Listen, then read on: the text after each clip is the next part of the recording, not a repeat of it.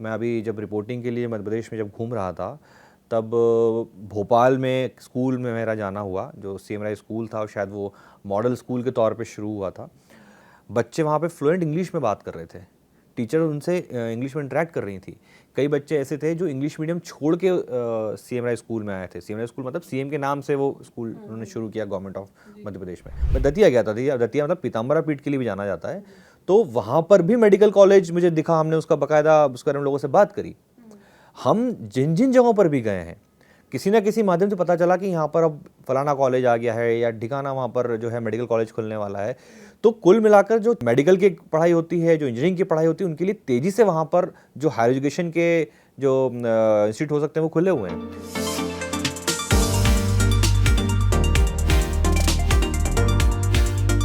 नमस्कार, आपका बहुत बहुत स्वागत है जागरण पॉडकास्ट के खास शो मध्य प्रदेश कल, आज और कल के 5वें एपिसोड में। मैं हूं आपके साथ शताक्षी सिंह। किसी भी देश के जब विकास की बात आती है तो शिक्षा उसका आधार है। एक शिक्षित समाज जो होता है वो किसी भी देश के विकास में बहुत बड़ी भूमिका निभाता है।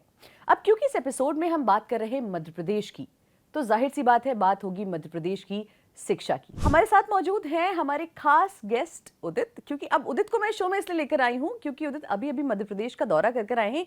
जमीनी स्तर पर मध्य प्रदेश में क्या माहौल है ये उदित हमें बहुत ही अच्छे तरीके से बता सकते हैं। उदित, सबसे पहले तो आप मुझे ये बताइए कि शिक्षा के क्या माहौल है इस वक्त मध्य प्रदेश में। देखो, शिक्षा में मध्य प्रदेश में पिछले 10 सालों में बहुत तेज़ी से बदलाव हुआ है। क्योंकि जैसे अगर आप कभी भी जब किसी दौर की बात करते हो तो उसमें ये देखा जाता है कि पहले क्या था, अब क्या है। एक दौर था जब मध्य प्रदेश में जब भी शिक्षा की बात आती थी या हायर एजुकेशन की बात आती थी तो ये सोचा जाता था कि कहीं बाहर जाना पड़ेगा पढ़ने के लिए। स्कूल भी अगर आप देखोगे तो जो गांव थे या छोटी जगह थी या जो टाउन भी हम ले सकते हैं जिसको, वहाँ पे बेसिक स्कूल की दिक्कतें होती थी। अब जैसे आप जब भी कोई कॉम्पिटिटिव एग्ज़ाम की बात करते हो तो ये माना जाता है कि सीबीएसई पैटर्न जो होता है वो बहुत मदद करता है आपको कॉम्पिटिटिव एग्ज़ाम फेस करने के लिए। तो मध्य प्रदेश में उस एक दौर था जब सिर्फ जो एमपी गवर्नमेंट के स्कूल होते थे या जो प्राइवेट स्कूल भी होते थे वहाँ पर एमपी बोर्ड की ही शिक्षा मिलती थी। लेकिन इस समय पे बहुत तेज़ी से के साथ में जो स्कूल का स्टैंडर्ड बढ़ा है, काम हुआ है वहाँ पर, गांव तक जो इंग्लिश मीडियम स्कूल खुले हैं जहाँ पर आपको वो शिक्षा मिलती है जो आपको आगे चल के कॉम्पिटिटिव एग्ज़ाम फेस करने में भी काम आती है। तो ये बहुत तेज़ी से बदला है। इसमें कई सारे पक्ष हैं इसके कि कैसे बदला। इसमें अभी आप हाल फिलहाल का अगर आपको मैं उदाहरण दूँ तो जैसे सीएम राय स्कूल शुरू हुए हैं। मैं अभी जब रिपोर्टिंग के लिए मध्य प्रदेश में जब घूम रहा था तब भोपाल में एक स्कूल में मेरा जाना हुआ जो सीएम राय स्कूल था और शायद वो मॉडल स्कूल के तौर पे शुरू हुआ था। तो ऐसे और भी स्कूल हैं इनकी जो गवर्नमेंट ने जब शुरू किया तो उसके बहुत सारे अलग अलग जगहों पे उसको शुरू किया है स्कूल को। भोपाल की जब मैं पहुंचा वहाँ पे तो कुछ चीज़ें जो लगता है ना कि आप सरकारी स्कूल का माइंडसेट आपका क्या होता है। आप जब भी सरकारी स्कूल की बात करते हो आपको लगता है कि वहाँ पे क्लासरूम अच्छे नहीं होंगे, लकड़ी की या स्टील की जो बेंच होंगी, है ना, और बच्चे भी जो होंगे वो कुछ कम संख्या में होंगे या उनका जो यूनिफॉर्म होगा वो आपको शायद अप्रोप्रिएट ना मिले, या टीचर्स जो होंगे वो या तो क्लास में ना मिले या मिले भी तो ठीक से ना पढ़ाएं। लेकिन इसके उलट उस स्कूल में सबसे बड़ी बात ये, जो हम एक जैसे कॉन्वेंट स्कूल की बात करते हैं या हम किसी आईसीएसई बोर्ड की बात करते हैं तो आपको लगता है ना कि एक स्टैंडर्ड स्कूल है, इंग्लिश में पढ़ाई हो रही है और डिजिटल बोर्ड होगा वहाँ पे, वो तमाम चीज़ें वहाँ पर थी। बच्चे वहाँ पे फ्लुएंट इंग्लिश में बात कर रहे थे, टीचर उनसे इंग्लिश में इंटरेक्ट कर रही थी। कई बच्चे ऐसे थे जो इंग्लिश मीडियम छोड़ के सीएम राय स्कूल में आए थे। सीएम राय स्कूल मतलब सीएम के नाम से वो स्कूल उन्होंने शुरू किया गवर्नमेंट ऑफ मध्य प्रदेश में। तो ऐसे ही अगर हम और भी बात करें तो जो जैसे जो सरकारी स्कूल गाँव में खुले हैं, जिन गाँव में पहले स्कूल नहीं होते वहाँ स्कूल आ चुके हैं वहाँ पर, और जो टाउन है मतलब आप जैसे शहर से जैसे मतलब भोपाल इंदौर के अलावा जो नीचे के जो शहर जो होंगे नंबर 2 कैटेगरी के आप शहर कह सकते हो, टाउन है, वहाँ पर अच्छे स्कूल हैं। मतलब आपको 12वीं तक की अगर पढ़ाई करने के लिए आपको बाहर जाने की ज़रूरत नहीं है। तो जैसे आप टाउन की बात करोगे तो जैसे जब मैं पढ़ाई करता था, आप मध्य प्रदेश? हाँ, मैं मध्य प्रदेश में ही रहा हूँ, मैंने ग्रेजुएशन तक वहीं पढ़ाई की है। तो उस समय ये होता था कि जब आप पढ़ रहे होते तो आपको ये चिंता होती थी, जैसे 9-10 तक आप पहुँचे तो आपको 12th कहाँ से करनी, 11th कहाँ से करनी, क्या सब्जेक्ट लेने हैं। आपको अगर सीबीएसई बोर्ड में पढ़ना है तो आपको बड़े शहरों की ओर रुख करना पड़ेगा, क्योंकि छोटे शहरों में वो सुविधा नहीं होती थी, उस तरह के स्कूल नहीं होते थे। लेकिन आज की स्थिति में लगभग हर वो छोटा शहर जो किसी कुछ गाँवों से जुड़ा हुआ है, वहाँ आपको एक अच्छे स्कूल मिल जाएंगे। 12th तक कि वहाँ आप जो है सीबीएसई की पढ़ाई कर सकते हो। आप अगर इंटीरियर में जाते हो, गांव में पहुँचते हो, तो वहाँ पे आपको बेसिक स्कूल जितने होते हैं वो सारे मिल जाते हैं। तो अगर कुल मिला के हम देखें, जब हम शिक्षा की बात करते हैं तो ऐसा एक माइंडसेट होता था ना कि जो सक्षम होता है वो अच्छी शिक्षा ले लेता है। लेकिन आज की स्थिति में जब आप चूँकि शिक्षा की बात करो तो अब ये कह सकते हैं कि जो सक्षम नहीं है शिक्षा उन तक भी पहुँच रही है। तो सारे मतलब वर्ग को जो बेनिफिट मिलना चाहिए शिक्षा का, जो अप्रोच मिलनी चाहिए, वहाँ पे आप देख सकते हैं वहाँ पर। बिल्कुल उदित, अभी जैसे मुझे आपने बताया कि आप खुद मध्य प्रदेश से क्योंकि ताल्लुक़ रखते हैं, तो अब ऐसे में आप एक बहुत रिलायबल इंसान भी हो गए बात करने के लिए। हायर एजुकेशन में आपके समय से आज का जो दौर है वो कितना बदला है हायर एजुकेशन के लिए मध्य प्रदेश? देखो, हायर एजुकेशन में एक तरह से ना माइंडसेट चेंज हो जाने जैसी स्थिति हो गई है। मैं बताऊं, जब मैं पढ़ता था मैंने लगभग 2005 के आसपास मैंने वहाँ पे 12th पास किया होगा उस टाइम पे, और उसके बाद हमें ग्रेजुएशन करना होता था। तो जब हम लोग पढ़ते थे 11th-12th में थे, तो चिंता जो होती सबसे बड़ी होती थी कि आईआईटी दोगे या जो भी एग्ज़ाम फेस करोगे उसके लिए आपको बाहर जाना पड़ेगा।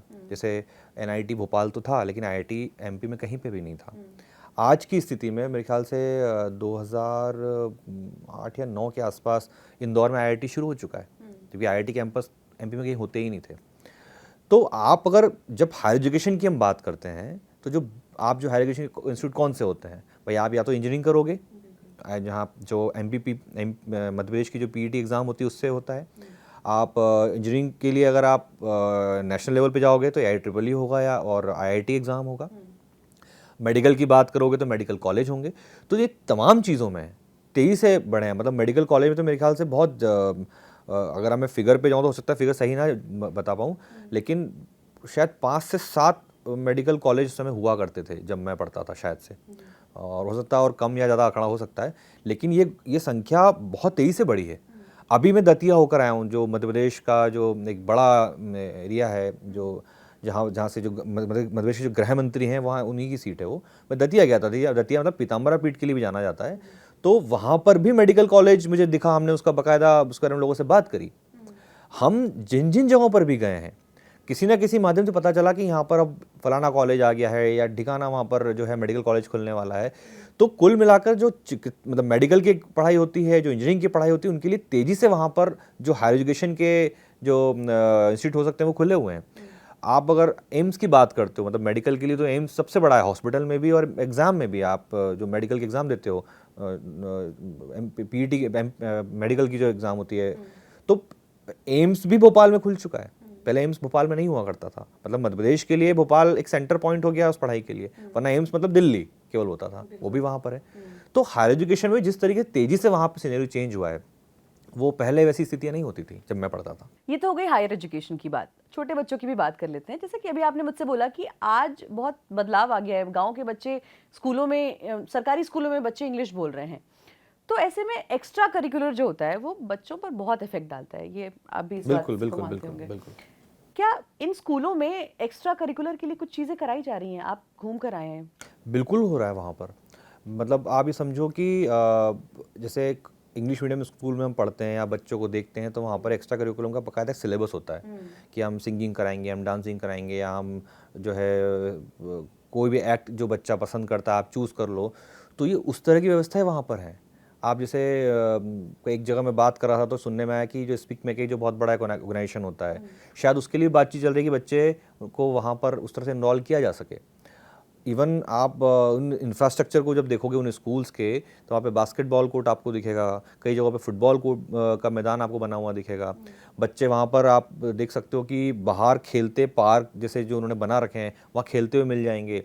उनके एनुअल फंक्शंस होते हैं तो उन सब में बच्चों को पार्ट करने को मिलता है, ड्रामा करते हैं।